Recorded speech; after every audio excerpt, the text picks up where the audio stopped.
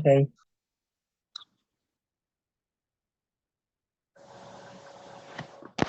Bismillahirrahmanirrahim.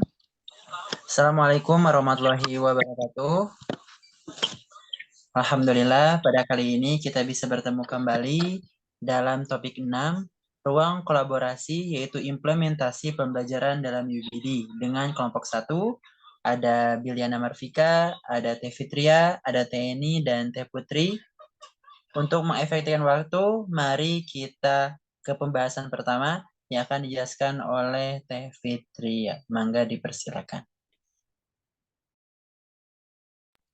Baik, terima kasih atas kesempatannya. Di sini saya akan menjelaskan mengenai pembelajaran menggunakan buku teks. Ilustrasi 1, buku teks, buku pegangan berfungsi sebagai salah satu sumber daya, rujukan untuk dikaji sebagai landasan desain pembelajaran, desain tujuan yang spesifik dan hasil pembelajaran. Ilustrasi 2, buku teks, buku pegangan adalah silabus atau penuntut seluruh kegiatan pembelajaran, tidak ada tujuan eksplisit di luar buku teks yang digunakan.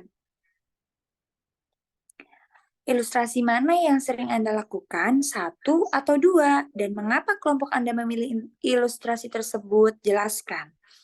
Menurut kelompok kami, ilustrasi yang sering kami gunakan adalah pada ilustrasi 2. Mengapa demikian? Hal ini kami lakukan karena pada buku rujukan biasanya tidak begitu lengkap dan terkadang tidak sesuai dengan kebutuhan dan karakteristik peserta didik. Sehingga saya melakukan mix antara buku pegangan dengan buku sumber lainnya. Terima kasih. Oke, baik. Terima kasih kepada Teh Fitria. Selanjutnya, mangga kepada Teh Putri untuk menjelaskan dari pembahasan selanjutnya. Mangga dipersilakan. Terima kasih moderator yang telah memberikan kesempatan. Yang selanjutnya yaitu pertanyaan ilustrasi mana yang menurut Anda cocok dan sesuai untuk peserta didik kekinian, jelaskan.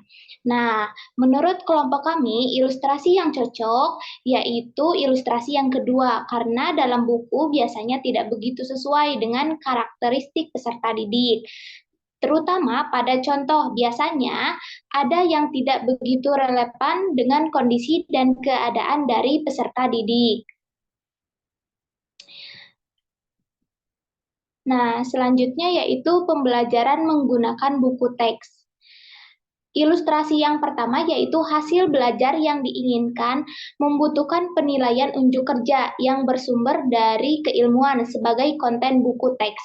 Yang ilustrasi kedua, penilaian terdiri dari tes pengetahuan, sikap, dan keterampilan yang ada pada buku pegangan dan mungkin terpisah atau lembar kerja peserta didik, namun masih terkait erat dengan konten buku teks. Terima kasih. Oke, baik. Terima kasih, Teh Putri.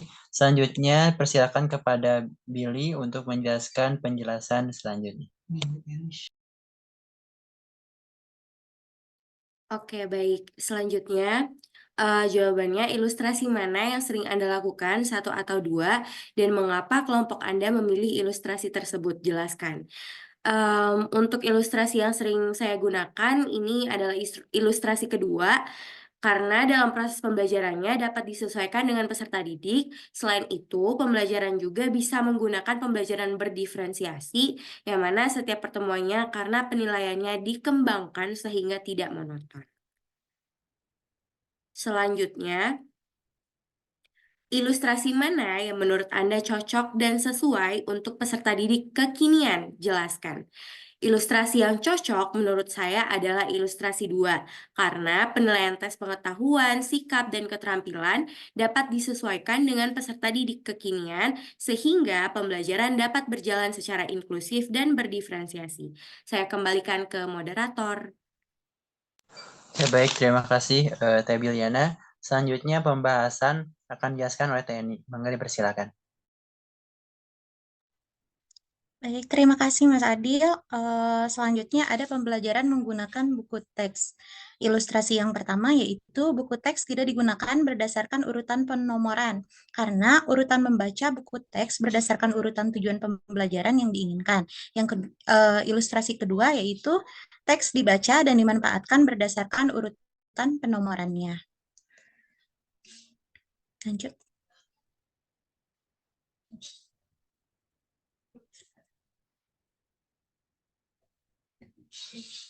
Oke, untuk pertanyaan pertama yaitu ilustrasi mana yang sering Anda lakukan? Satu atau dua, dan mengapa kelompok Anda memilih ilustrasi tersebut? Jelaskan.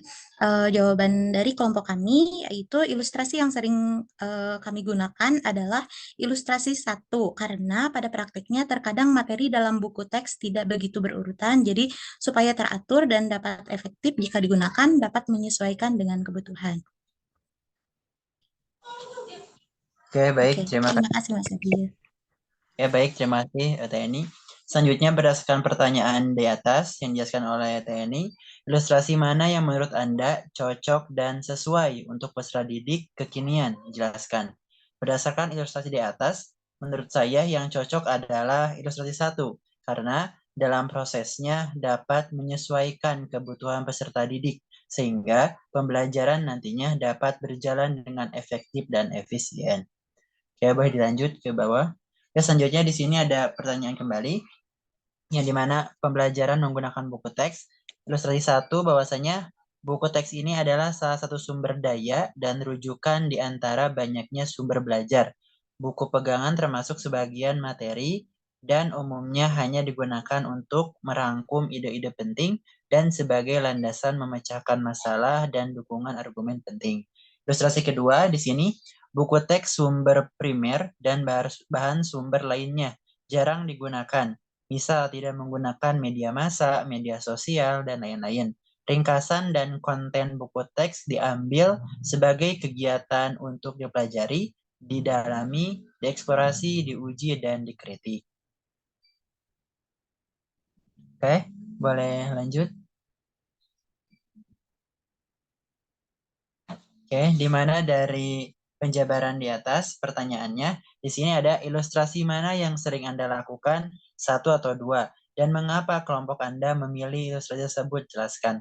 Ilustrasi yang sering saya gunakan adalah ilustrasi 1, karena dalam prakteknya memang buku teks lebih biasa digunakan sebagai rujukan dalam menuntut ilmu dari sumber-sumber lainnya. Oke, boleh next. Nah, adapun di pertanyaan terakhir mungkin ya, di sini ilustrasi mana yang menurut Anda cocok dan sesuai untuk peserta didik kekinian? Jelaskan. Berdasarkan pertanyaan di atas, ilustrasi yang menurut saya cocok adalah ilustrasi 1, karena dalam pembelajaran terdapat beberapa rujukan selain dari buku teks saja. Oke, terima kasih. Mungkin sekian pemaparan dari kelompok 1 mengenai buku teks dan pertanyaan-pertanyaan ilustrasi tersebut. Mudah-mudahan banyak manfaatnya. Mohon maaf apabila banyak kesalahannya. Saya akhiri. Wassalamualaikum warahmatullahi wabarakatuh. Waalaikumsalam warahmatullahi wabarakatuh.